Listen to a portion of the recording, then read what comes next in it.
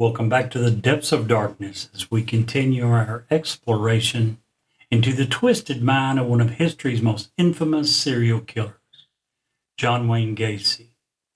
Brace yourselves, listeners, for part 2 of our bone-chilling journey tonight on Newsworthy, 2 words and 2 question marks.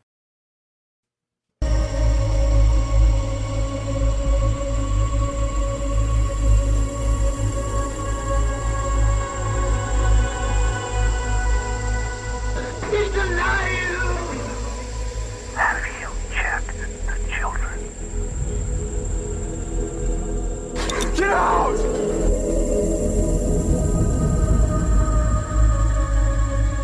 You have scoured the podcast world and finally found us, Newsworthy with Steve and Jerry, where we delve into all things mysterious, macabre, or out of this world, and decide if they are truly newsworthy. 2 words and 2 question marks.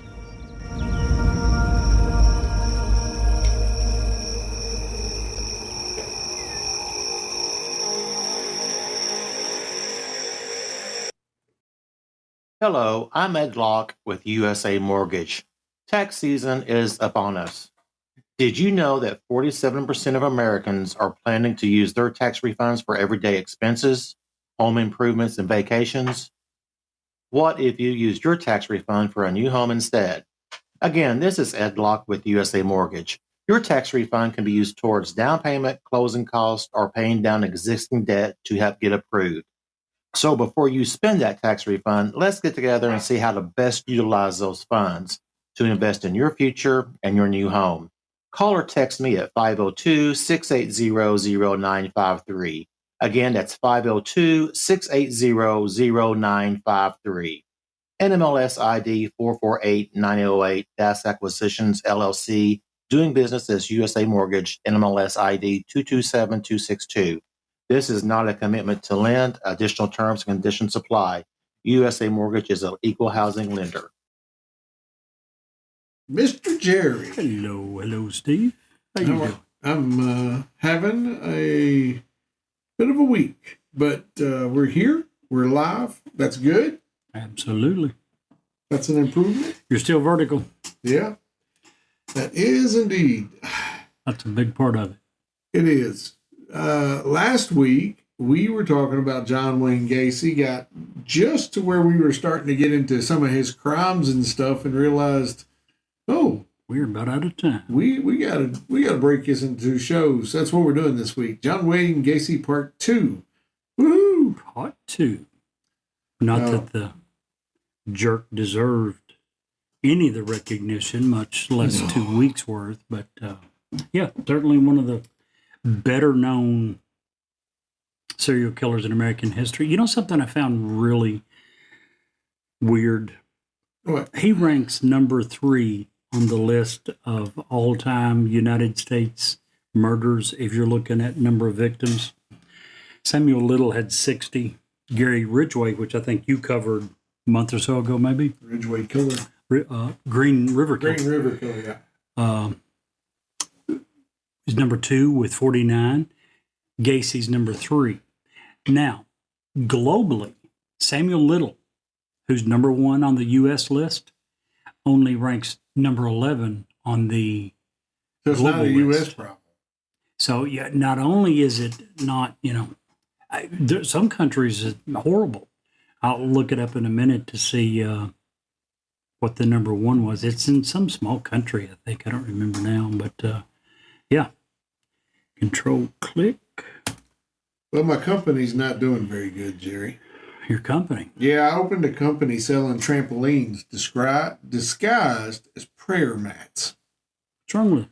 Well, the profits are going through the roof. Oh, that's a good problem to have. What do you mean you're not doing good? Not those kind of profits. Oh. Luis Garavito, who was a mass murderer in Colombia, Ecuador, and Venezuela between 1992 and 1999, was proven to have killed 193 people. Possible victims go as high as 300 plus. So, yeah, compared to the... Was he, now, in that general area, it makes me think that maybe he was cartel connected. Did that have something to do with it? I've not read. Let's see. The notes are child murderer, torture, killer, and rapist known as La Bestia, the Beast. He confessed to killing 140 boys between 6 and 16 years old. He is suspected of murdering over 300, mostly street children. Ugh. He was originally sentenced to 1,853 years in prison, which was later reduced to 22 years. Maybe he got sent to the U.S. Who knows? What? Apparently, he led police to many of the bodies, and they were agreeing to take so much time off. And these idiots took it from 1,853 years down to 22 years. So there's a realistic chance this man will see the light of day. Well, I don't know. Well, I don't know. No. He was scheduled to become eligible for parole in 2023. He died on October 12th, 2023, before that happened. So Good. he did not think. So thankfully, he got to meet Mr. Red Guy down south. I hope. he's one of them. Absolutely. That if there's anyone in the world you're going to make sure never walks free, the biggest mass murder ever in the entire world, you're going to let him preys walk? on young boys. Yeah. Ugh, that just makes me want to go take a shower. I would, but my shower's upstairs, and since my air conditioning went out today, it's hot upstairs. It's 72 degrees. It's hot. Steve's AC went out. I arrived. The first thing he asked me if I would help him carry down an air conditioner to plug in. 10 minutes later, that wasn't enough. He had to go plug in some fans. And folks, if this guy's AC ever goes out when it's in the mid-90s or upper 90s, last year. Please remember him in your prayers. That big gash of thunder. We got some big storms rolling through tonight here in central Kentucky. Yes, so we do. Speaking of local news, did you hear about the workers' comp accident at Florida Tile earlier this week? Yeah, they had a big workers' comp accident. A man lost 3 fingers. Whoa. He went to the hospital and he asked the doctor, will I be able to drive with this hand? Doctor said, maybe, but I wouldn't count on it. Father. Wow. I had bent into that hook, line, and sinker. That's a good one right there. You know you like that one. Wow.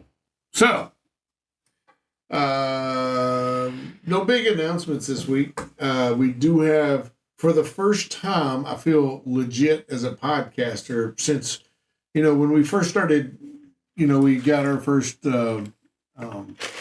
ads, and right.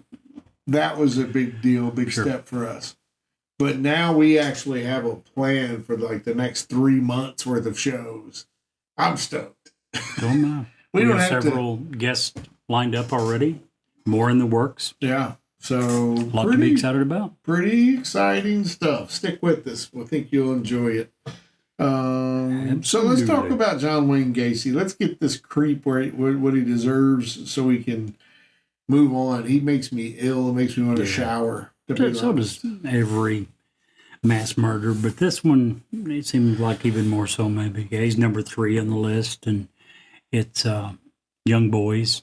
And it was, as far as I know, in every case, it was sexual rape preceded the usual torture and then killing. Now, last week, we were just getting ready to talk about how he was a clown.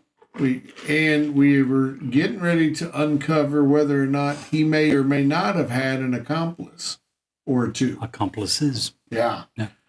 So do you want to get into that, Jerry? Yeah. First, a brief recap. As we said, he's number 3 in the all-time list of victims for serial killers. He was an American serial killer and sex offender who raped, tortured, and murdered at least 33 young men and boys near Chicago, Illinois. He admitted to and was convicted of the 33 homicides. At the time of his arrest, he had claimed to investigators that the total number was probably somewhere around 45. So, very good chance it's even more than the 33. He was also known as a clown killer because, as Steve had just said, he had a side job where he worked as Pogo the Clown. There was another character, I forget the name, but yeah, he would dress up as a clown and go to different charitable events and pose as a clown. 5 of the 33 bodies discovered have yet to be identified, which to me is very surprising. There was one that was identified a couple of years ago, so they're still working on it. Obviously, DNA evidence allowed them to be able to do some things now that they couldn't back then. But even so, 28 of the 33 bodies have been identified. 5 are still yet to be identified. When he was convicted for the 33 murders at the time, that was the most in United States history. We mentioned that he has since been passed by 2 people, Samuel Little, who was convicted of 60, and Gary Ridgway of 49. But at the time, the 33 was the most of any United States serial killer. He was a married father of 2. In 1967, he was a married father of 2 kids, an active member and vice president of the Waterloo Jaycees charitable organization. And he was a very highly paid member or manager of 3 Kentucky Fried Chicken restaurants. He was making the equivalent of $150,000 a year.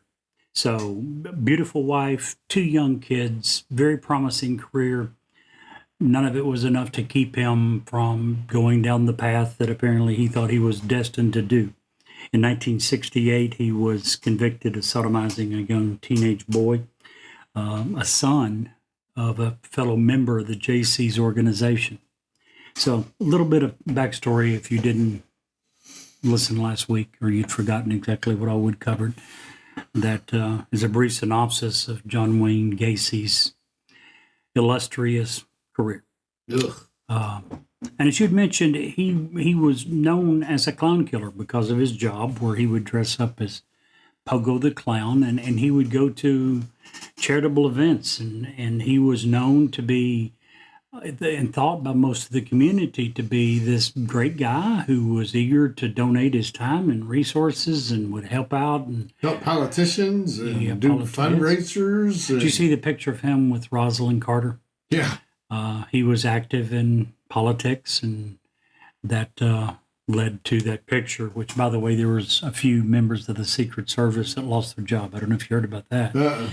For him to get that picture with Rosalind Carter, he had to be thoroughly vetted, and his name tag was approved with, I forget what it said, but it allowed him to get close to and be introduced to her. Without that, the Secret Service would not have allowed anyone to get in that vicinity. After a few years later, after the picture's taken, all this comes out. A couple of Secret Service guys lost their jobs over that. Yeah, so, and rightfully so. Absolutely rightfully so. This was a guy who at the time was in the process of becoming one of the most prolific mass murderers in American history.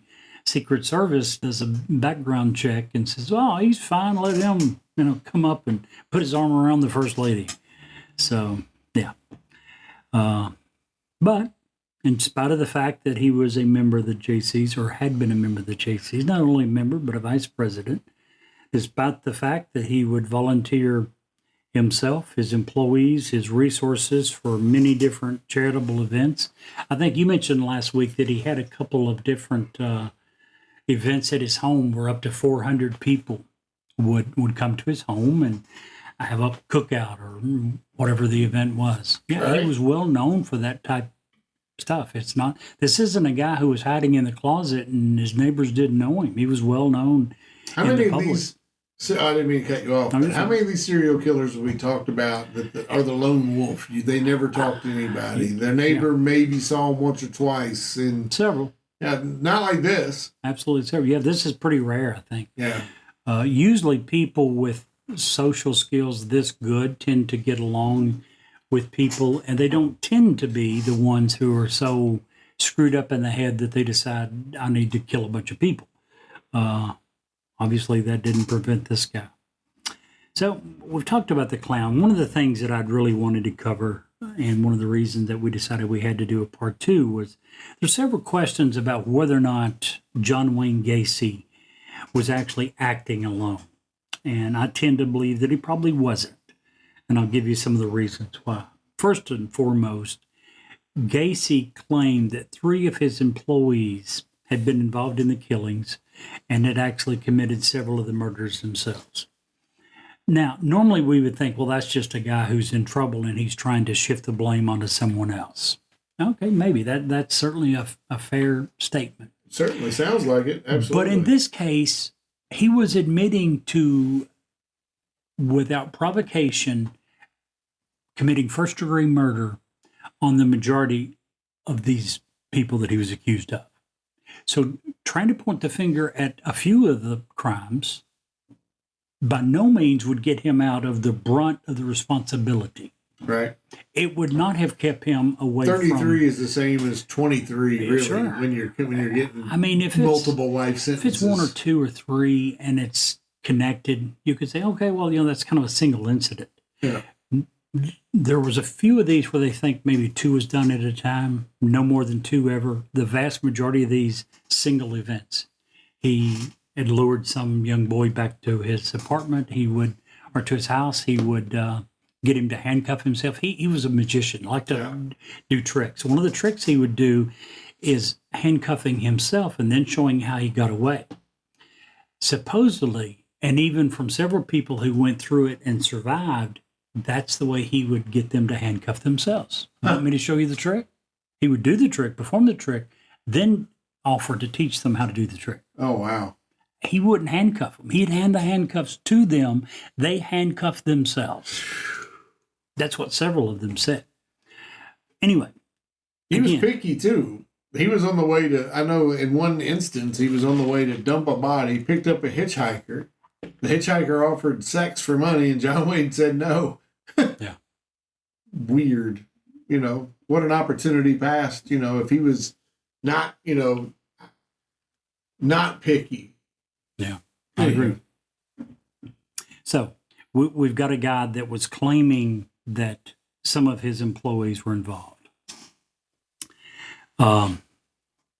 Two of the people specifically that he said were in on it and had helped him with some of the murders.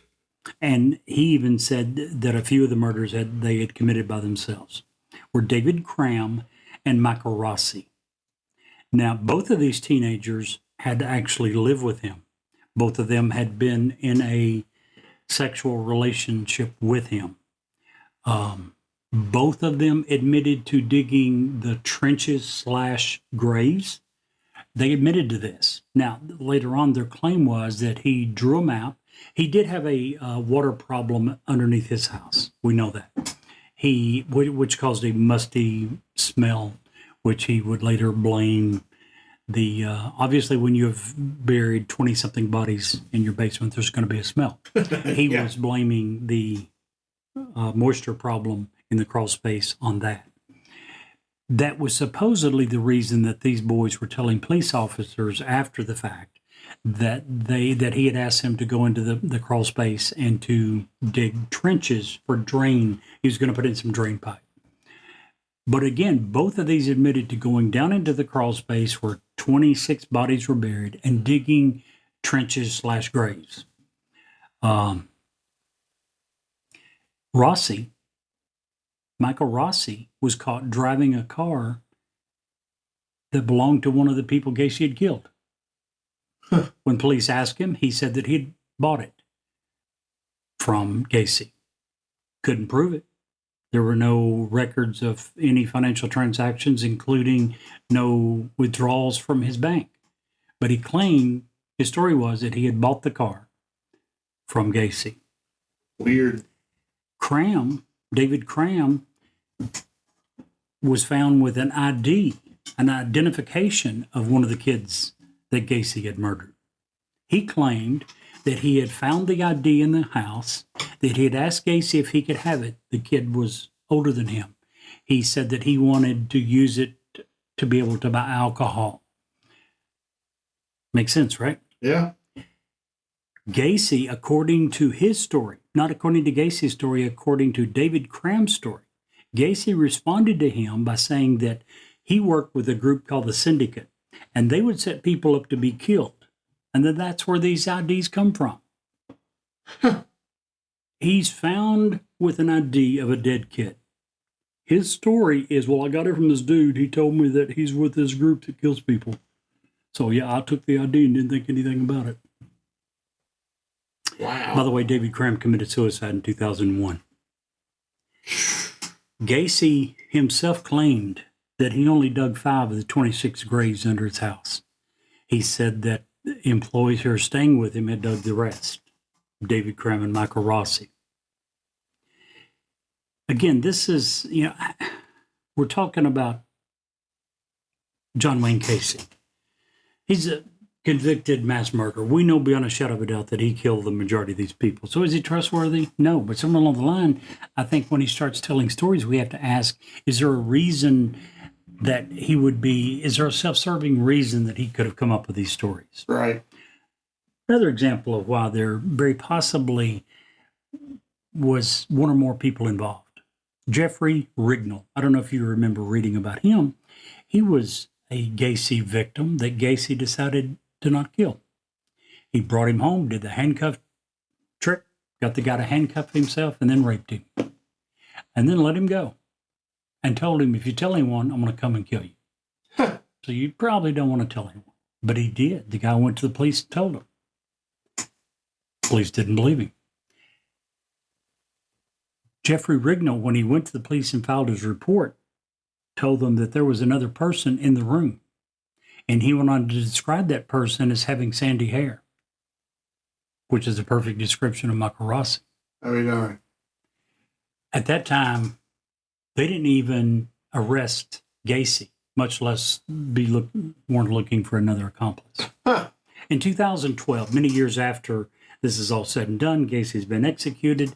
2 Chicago lawyers started doing some investigation into the case. And according to their research, in at least 3 of the murders, John Wayne Gacy was out of town on a business trip, and they had proof of it when 3 murders had occurred. wow.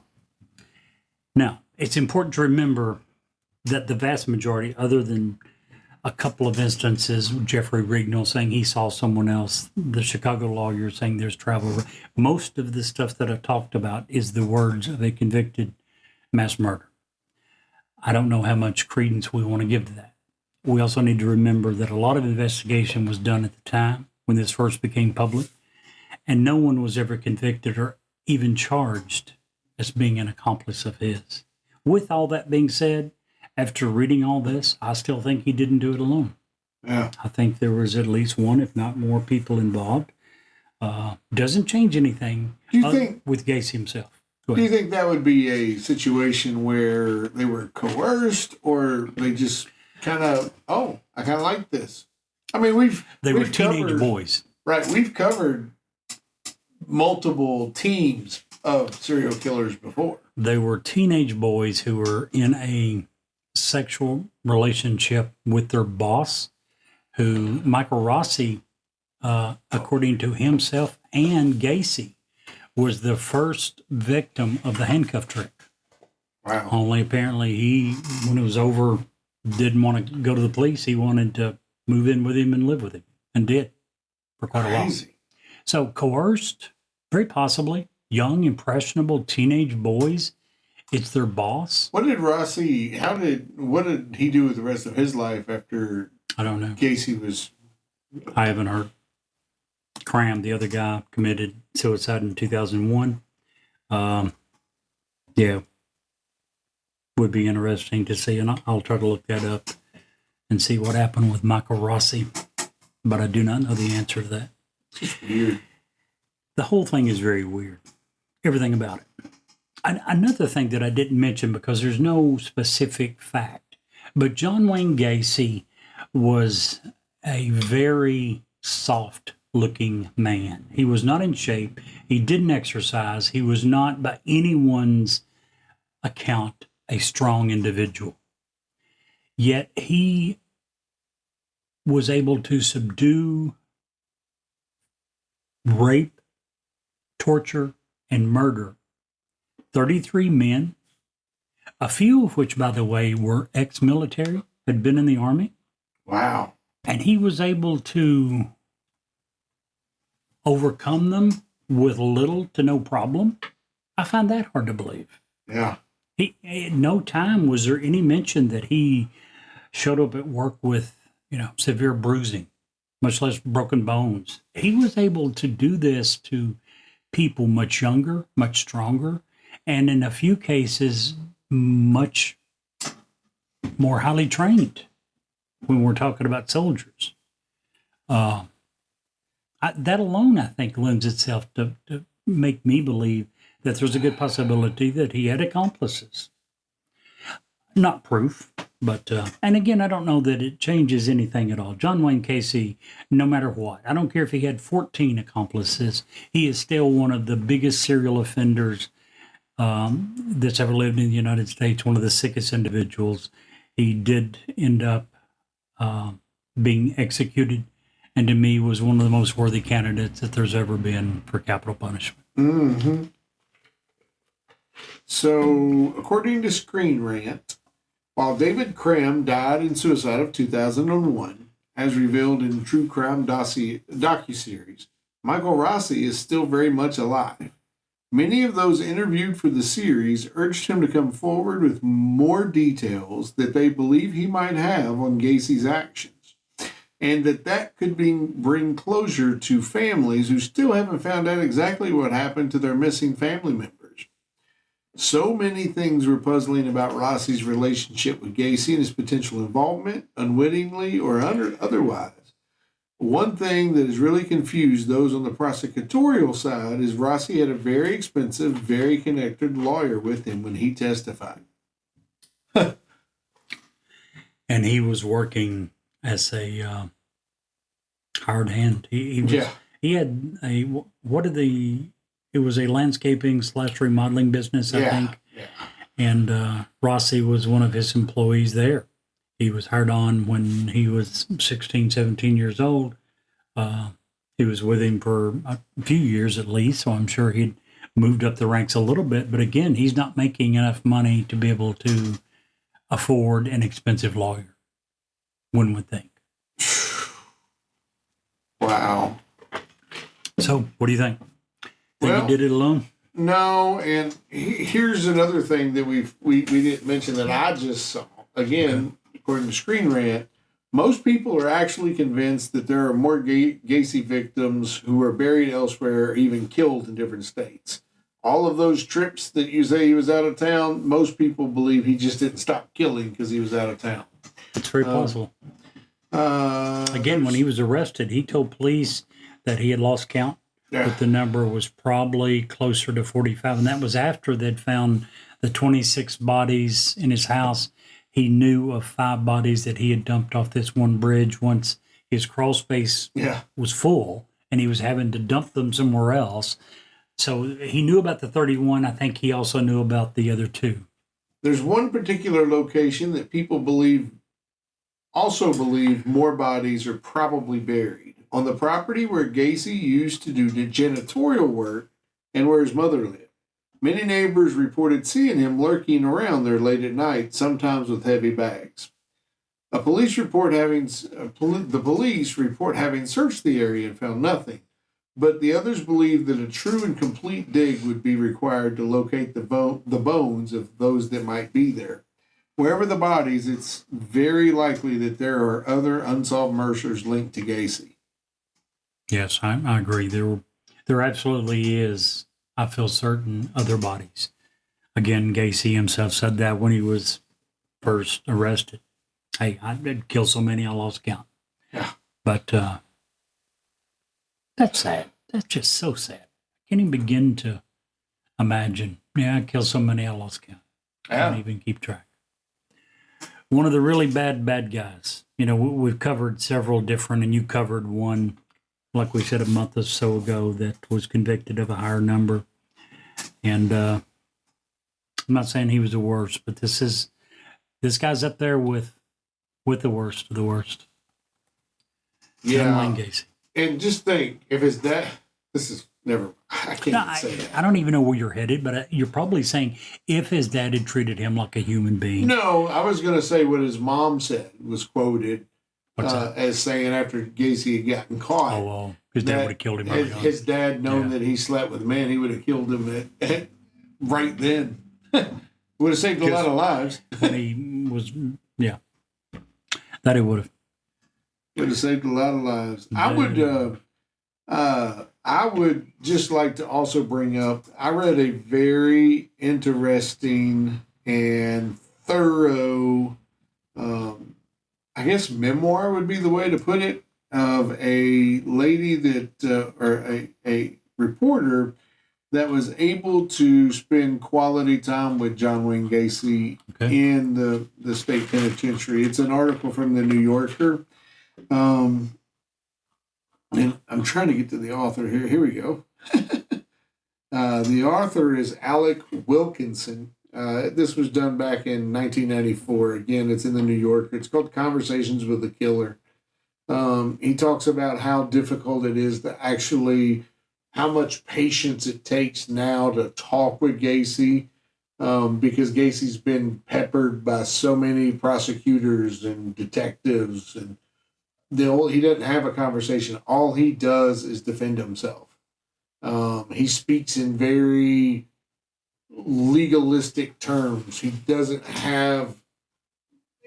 He's obviously been put to death at this point, but at this point in time, he had zero personality left. They had questioned and pressured and pushed and prodded that all he was it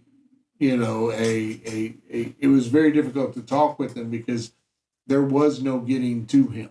There was no breaking through and having a personable contact. There was none of that left. But I don't know if there ever was. Keep in mind did we discuss last week what is reputed to be his last words when he was being executed? We were holding that back. Go ahead.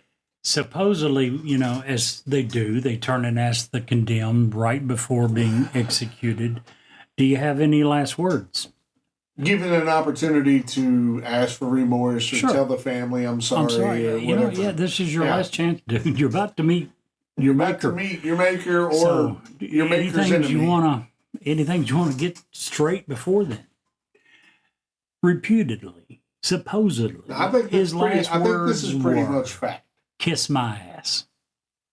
So that further adds credence to what you're saying. It also makes me wonder, considering that he ended up this way, considering all the acts that he did, was there ever really a decent human being there? No, probably not. At least he was good at acting. Yeah. I mean, he was. Again, in 1967, from all appearances, a very happy, successful man, married, a nice woman, 2 kids, a good job. Yeah. Member of, vice president of the JC Corporation. American Dream. Yeah, American Dream. And from that to a year later, going to prison for sodomy, and then a few years later, you find out all this. It just makes me wonder if there ever really was a decent human being underneath all that. I don't think you can ever be a decent human being and take the lives of, in a non-war situation, take the lives of 33 other human beings. I agree. I think we did cover how this got started, and I do think innocent people could do one. He said that supposedly there's this guy that he'd brought home. Yeah. Probably had sex, I'm not for sure. Anyway, the guy spent the night. The next morning, he woke up, the guy standing in his doorway with a knife. I get the impression of a large knife, butcher knife, maybe. And he freaked out, and he killed him. Jumped up, wrestled, got the knife, stabbed him to death. After that, went in the kitchen and found the guy had made breakfast for the 2 of them, and he got to thinking, this guy was probably just coming to wake me up. Yeah. Now, I'll be flat honest with you. I could see myself doing that. If I wake up and some stranger's in my bedroom doorway with a knife, I'm probably, if I had a gun beside me, I think real quick, it's over. But like you said, we're not talking one. You didn't say that if you kill one person. No. You say when you kill 33. 100% agree. Totally agree. You can't do this. Time after time after time. And just not be, I just don't see that. Now, I totally, absolutely agree. A couple other things I want to add. Numerous books and movies have been made about his life. I do believe that somewhere along the line, we need to quit paying so much attention to people like this. We need to quit giving them a voice. And there's many newspapers who are now doing that. They just say, we Many won't give them, reporters. We're not going to tell them Yes. their name. we're not going to mention your name. We're not going to talk about why you said you did this, what your cause is. Here's some of the movies that were made about him. To Catch a Killer in 1992. Gacy in 2003. Dear Mr. Gacy, 2010. 8213 Gacy House, which is the house number of his house where he did all this, come out in 2010. And then a movie called Dahmer versus Gacy, also come out in 2010. When he was in prison, he started painting. His pictures became so popular that they were showcased in auctions and online galleries and sold for considerable sums of money. I don't think that that should ever be allowed unless, if you're going to allow it, take every single penny and donate it to the family of the victims. Yeah, set up a. He shouldn't be allowed to buy a pack of chewing gum with his proceeds from anything that he does related to that. Speaking of paintings, did you know, and this is so far, you just bring it up, and it's one of the things I most admire about the guy I'm going to talk about for a second. Okay. You know, whether or not you agree with the politics, you know, everybody's different, but George W. Bush, when he made the decision to go to war, he didn't take that very lightly. Right. And every single American soldier that was killed, George W. has been painting since he retired from being president. He has painted a portrait of that young man or woman and given it to his family. I had no idea. It is, and I don't know that he's done. I don't know where he is in that, but I know that he was doing that. I did hear that he had taken up painting. I had no idea that he was painting pictures of the soldiers who had passed away. Yeah. Under his command. Right. You know, I just, you know, politics aside, you know, that tells me that. Where the heart is. Yeah, exactly. Yes. You know, exactly. And I think he's one of those guys that you and I agree, and we'll go back to Gacy in just a second, but even Obama, he's going to tell you what he feels, whether you like that or not, whether it's your politics or not. Yep. When he says something, you can believe him, you know? I absolutely agree. But Both of them and Bernie Sanders, throw them all together. Yeah. You may not like what they have to say, but I do think that the vast majority of the time, those three individuals tried to be honest. Yeah. So anyway, I just like thought you Bill said Clinton. painting, and that struck me and made me have a happy thought. So One last thing I want Sure. to mention Let's go that back to came, one bad thing that come out of Casey. In September 2017, police in Wilmer, Alabama, arrested 32-year-old Nathaniel Sebastian, who is a self-described John Wayne Gacy fan, and they know that he started imitating him. Mr. Nathaniel Sebastian had killed his own mother, put her in a wooden barrel, and the barrel was underneath the porch of his house. And this stupid idiot had bragged enough about what a big John Wayne Gacy fan he was, how he wanted and dreamed of emulating him. Then his mother turns up missing, and sooner or later the police come knocking. Second time they came, they told him he had a search warrant, was going to search under the house, at which point he just told them, well, you're going to find my mom. She's under the porch. crazy. Absolutely. Well, this is not a case that I really want to give a thumbs up, Jerry. But if it helps, if there's information that Rossi has that... There's 5 unidentified victims. They dug up 5 people who have yet to be... If somebody knows something, I think that is newsworthy, and I have to give it a thumbs up for that. But Just not because I only want that. to. I 100% agree with you. So... For the purpose of the 5 families who many years ago, but... well, the 5 that we know of. Exactly. Not 5 that we including know in of. Philadelphia or New York or, other wherever he places. went to. Sure. And there could be other victims Absolutely. that are unaccounted for. I agree. From that stance alone, I would give it a thumbs up. Yeah. The families who don't have any closure, any idea of what happened or even where. A lot of these boys he was getting at the bus station, they were runaways. They'd come to Chicago. So it could have been, a kid from Iowa, Missouri, Kentucky. So, yeah, many of the families never thought to think about this mass murder in Chicago, Illinois. Right. Well, my kid's here in Kentucky. He's got nothing to do with that. Right. You don't know if the kid had run away and got on a bus. He very well could have ended up there. So, absolutely 100% thumbs up. Hopefully, with the advances in medical technology and DNA, we can someday put a name to those 5. I can't imagine, I've got 5 children. I can't imagine one of them just going missing and not knowing. I just, that scares me more than I think the worst happening or getting that call, but just I agree. the not knowing. That would just My be literal goodness. hell. Yeah. Yeah.